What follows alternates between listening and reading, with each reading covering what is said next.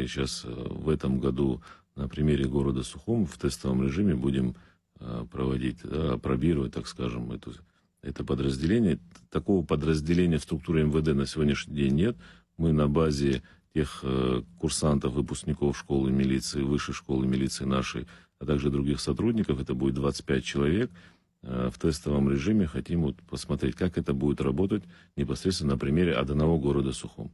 Это люди, которые, значит, форменная одежда их не сильно будет отличаться от нашей каждодневной милицейской. Это низ стандартный милицейский, верх это будет футболка белого цвета, значит, с надписями «Туристическая милиция», бейсболка.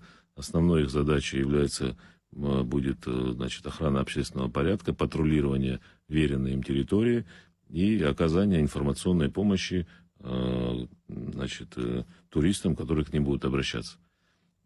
Вот пока это так. Если эта структура, так скажем, подразделение, мы увидим, что оно эффективно, что на самом деле туристы к ним обращаются больше с проблемами, там вопросы могут быть разного характера. То есть вот эти сотрудники, они должны быть способными ответить на все вопросы и подсказать человеку, как правильно действовать в той или иной ситуации.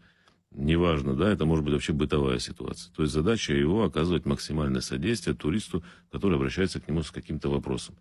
Значит, на сегодняшний день пока мы не готовы, да, но в ближайшее время вот эти люди начнут свою деятельность.